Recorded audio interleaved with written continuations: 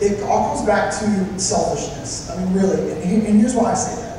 Is because basically with blogging, with Twitter, with Facebook, it all kind of came back to the point where you can now go online and mention somebody. More specifically, you can mention a celebrity, even a friend. And you kind of put that out there for them, and you hope that, hey, they're going to recognize me now.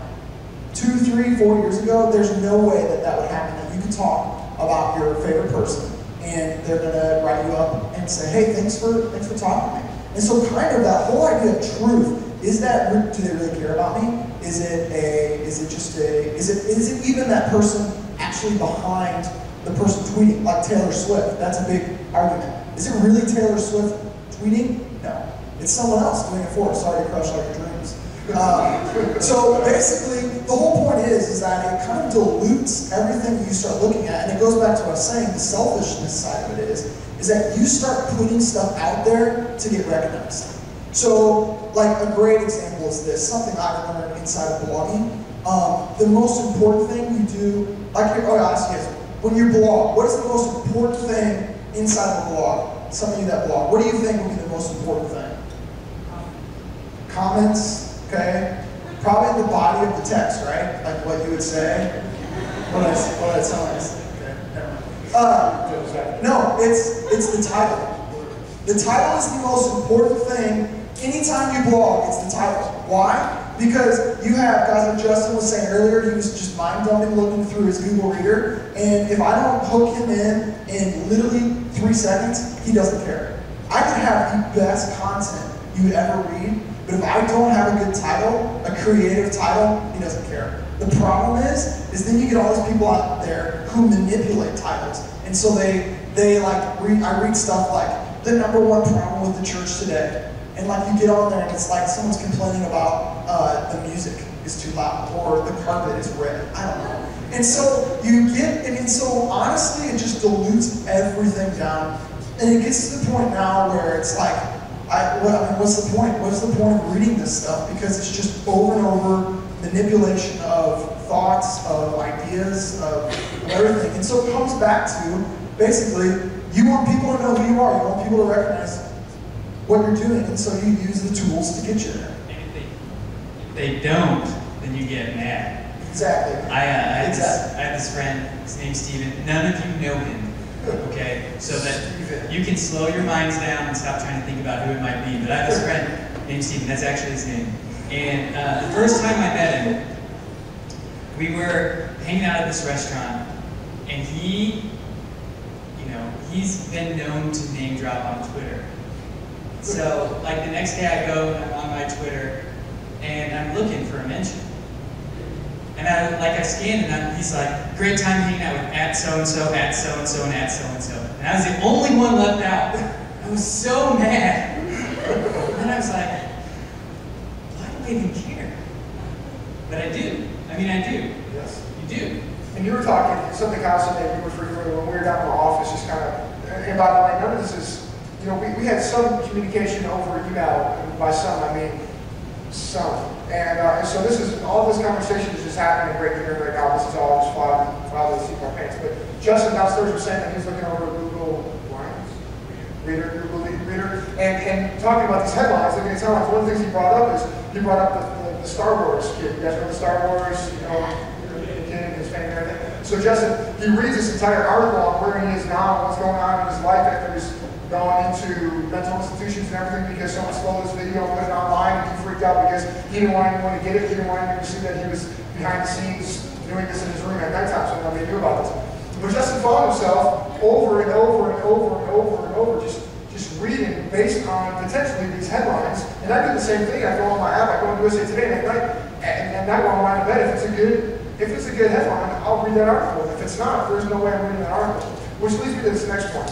Here's what we know about Google. We know that Google, and I'm going to kind of just be speaking, I have no idea what I'm saying, but let me know if it makes sense for us.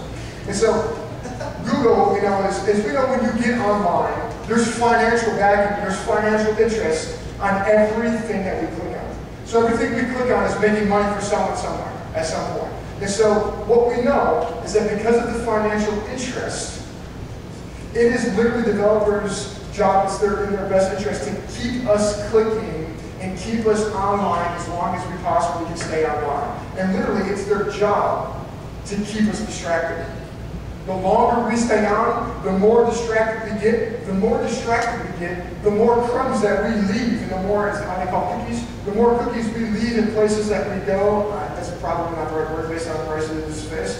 We leave a path of places that we've been, and based on the path of where we've been, they now know how to advertise specifically to us by just keeping us distracted.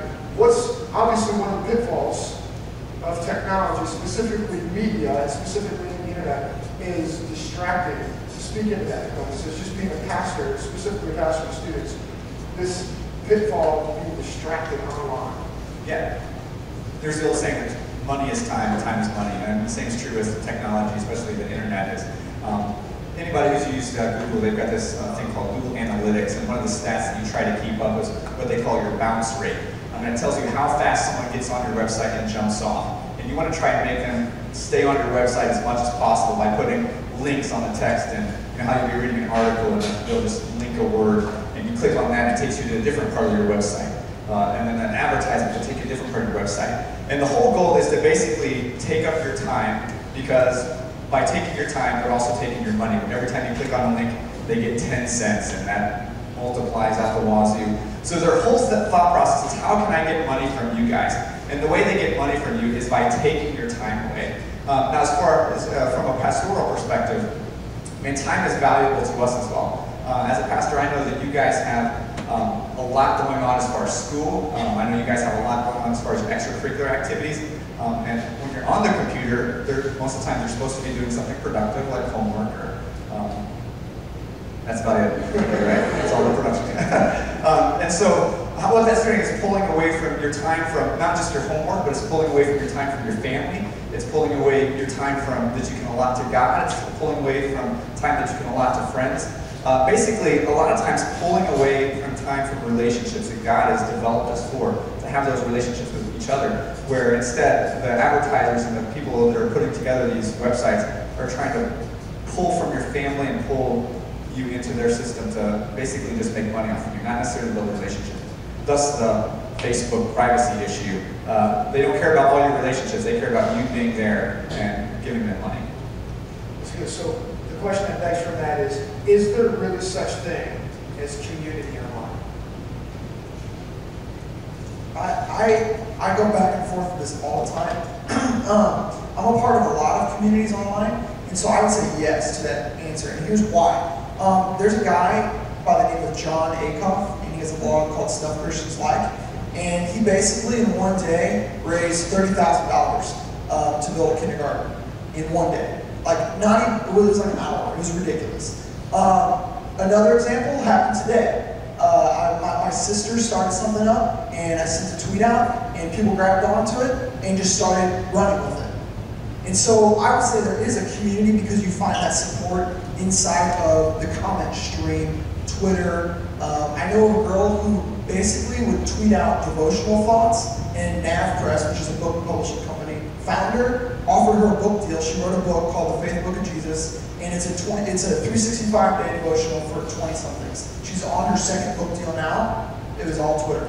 That's it. And so you find those like inside of those little aspects of it. And yes, there's always going to be negative sides to it. But there's community inside of support.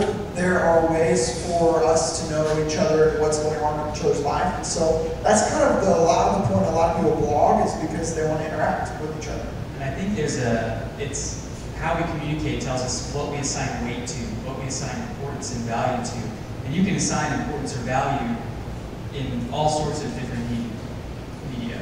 It's just how you do that. When I was in high school, Twitter didn't exist. I didn't have a cell phone. I had email, and instant message had just been invented.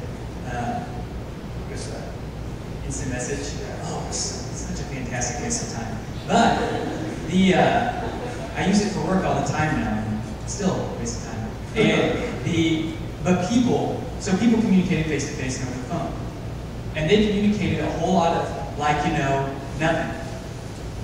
They would spend all day communicating nothing to each other face to face, and now people spend all day communicating very little to each other online. It's the same thing. It's empty of glory. It's empty of weight, but we assign all this importance to it. You know, like your breakfast. You tell me what your breakfast is. If you thought it was important enough to post, you're assigning some importance to what your breakfast was. If you're, you know, talking about who's going out with whom or what, that's what you're assigning importance to. And so the values. And I think I agree with Kyle. I think community does exist online, and I think those communities are great. You can accomplish things through those communities. I think the kind of the crux of the question that really why does it matter if community exists online or not is that as a Christ follower, not all types of community are equal. You know, I mean, there are types of community that can grow your relationship with Christ and grow your relationship with people better than community on a blog. And so I think community can exist online. I just don't think it's the end all be all. I think you have to have other types of community. You have to have face-to-face interaction. You have to go